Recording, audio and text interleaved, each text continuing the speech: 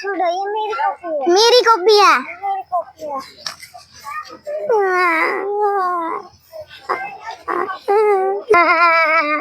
आ गए बेटा, क्या हुआ? इधर आओ, इधर बैठो। क्या हुआ, रो क्यों रहे हो? मुझे मेरी दोस्त के साथ मेरी लड़ाई हो गई है। कोई बात नहीं, बैठो, मैं आपके लिए पानी लाती हूँ।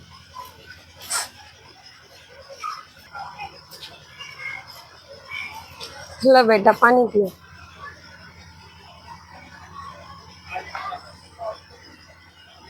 बस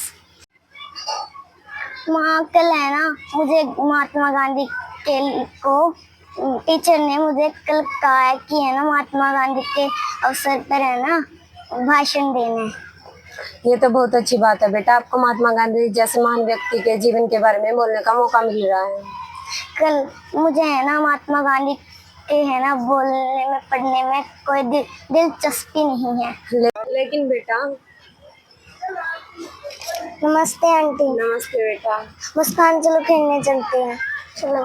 रुको बेटा, आप चलो बेटा, ये आ रही है।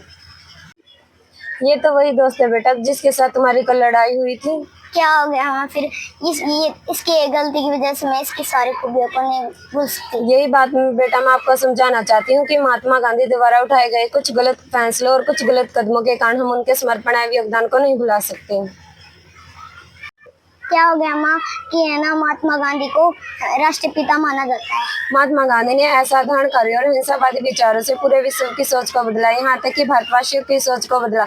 जब किसी में अंग्रेजों के विरुद्ध लड़ने की क्षमता नहीं थी, तब महात्मा गांधी ने लाखों करोड़ लोगों को इकट्ठा करके एकता के सूत्र में पिरोया और अंग्रेजों के विरुद्ध आंदोलन किए।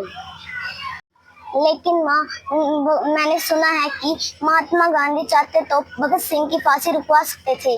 बेटा, किसी भी विषय के सारे पहलू जानने बिना अपनी राय बना लेना मूर्खतापूर्ण कार्य है।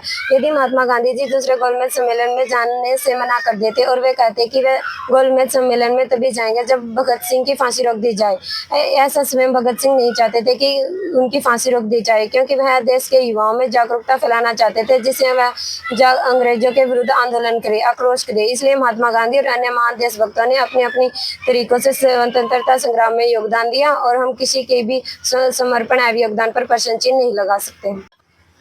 लेकिन माँ, भारत पाकिस्तान के बंटवारे के समय पाकिस्तान को ज्यादा पैसे देना चाहते थे, इसलिए उनको गोली मार दी गई। देखो बेटा, अंग्रेजों ने फूट डालो राज करो की नीति के द्वारा हिंदू और मुसलमानों में मतभेद पैदा किए, जिसके कारण विभाजन के समय अनेक सांप्रदायिक दंगे हुए।